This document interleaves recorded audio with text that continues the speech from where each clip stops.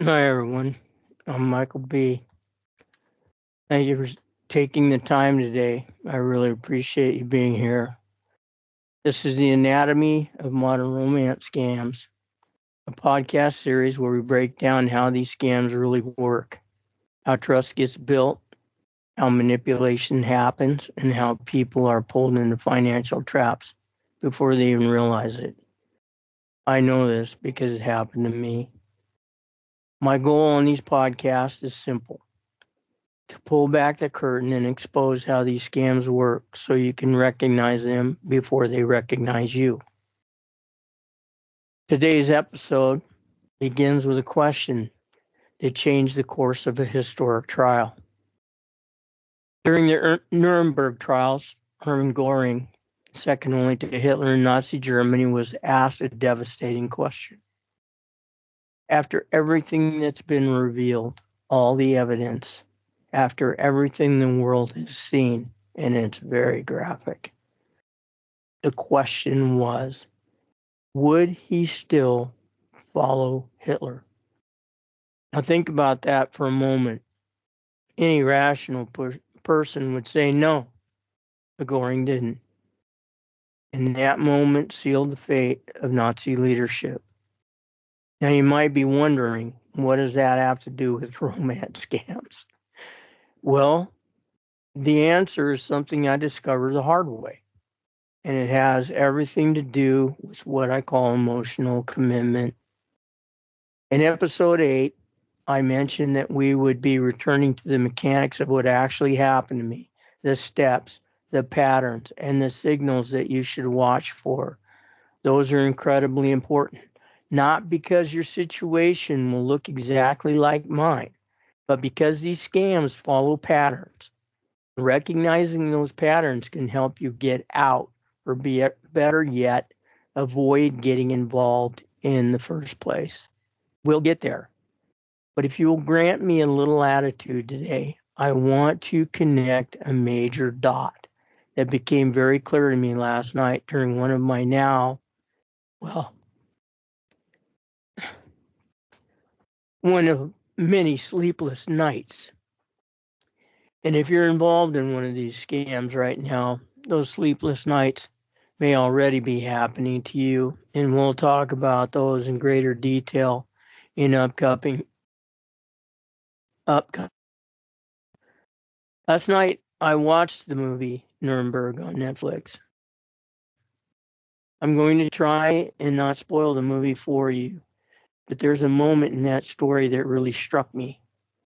Hermann Göring was an extremely intelligent man, extremely confident, articulate, and obviously very powerful. Yet when confronted with the reality of what happened, he still could not separate himself from the vision he had believed in. Okay? After World War I, Germany, as you might recall, had been humiliated by the Treaty of Versailles.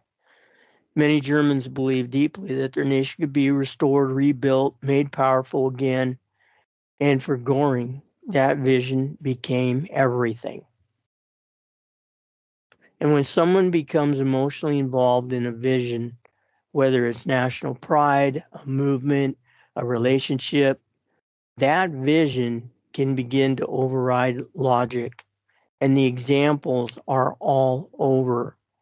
But this is the connection I want to make today because this movie made such an impression on me. In these romance scams, something very similar happens.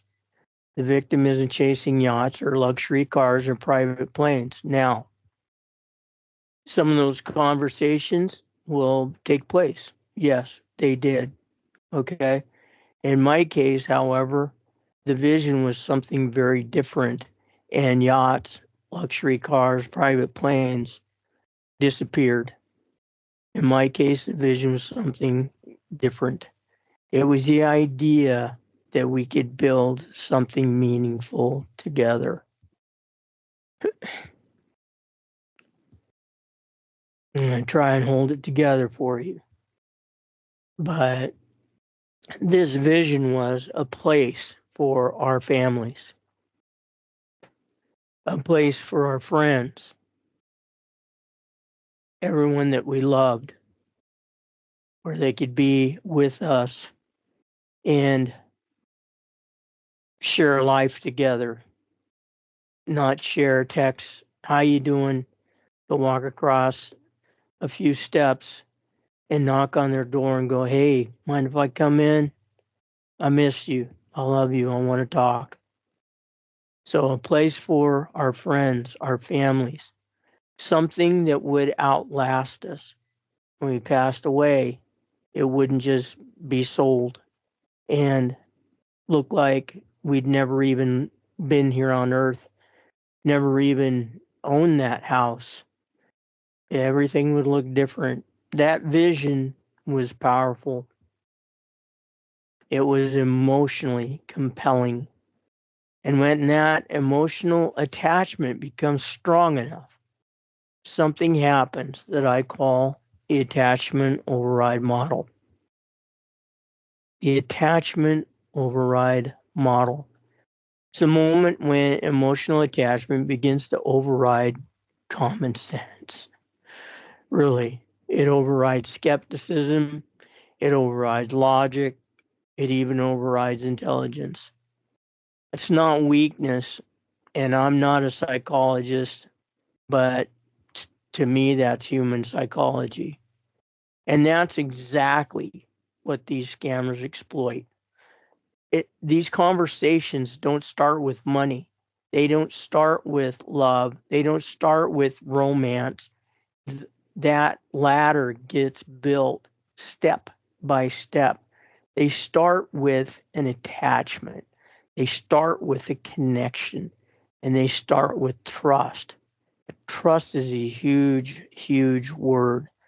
And once that attachment becomes strong enough, the victim begins to rationalize things that normally would raise alarms. And that's why families often struggle to understand what happened. They look at the situation and say, how could you not see this? My family did. That's a question I ask myself daily. And then when I got ghosted, that's a question I ask myself almost every minute of every day. How could I not see this?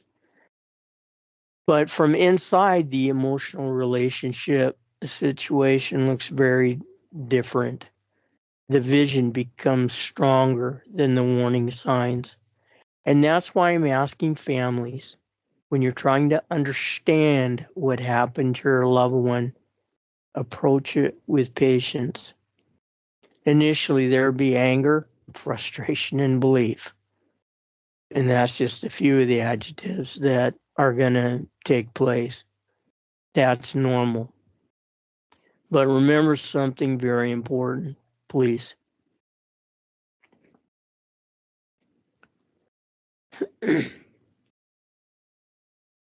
Families are eternal.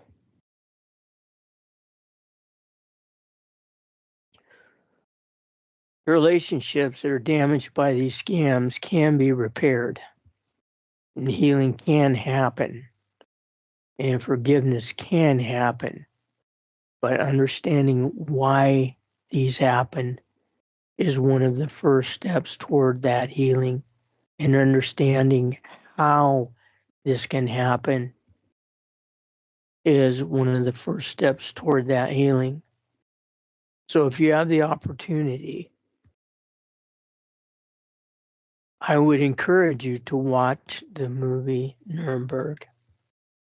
Not because the situations are identical, they're not, but because it illustrates some important things about human nature, that even intelligent people can become deeply involved in a vision, deeply attached to that. And that attachment will supersede or will morph, if you will, into an attachment with this other person. So be aware of that. When that happens, emotions can override reason. That psychological mechanism is exactly what these scams rely on. In the next episode, we'll return to the mechanics, the actual steps of how this unfolded in my case, so you'll be able to examine those in detail and go, oh my goodness, that's happening to me. Or if it's even close.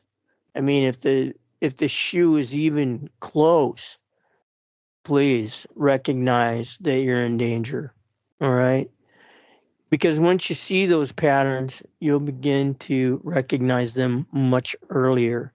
And that recognition can save you an enormous amount of heartbreak, not only for you, but for your family. Thank you for listening.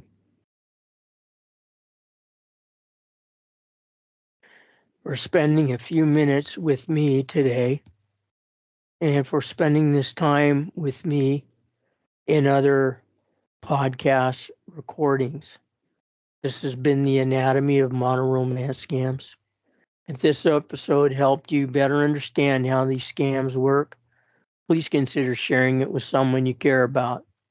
Awareness is one of the most powerful tools we have to prevent others from becoming victimized.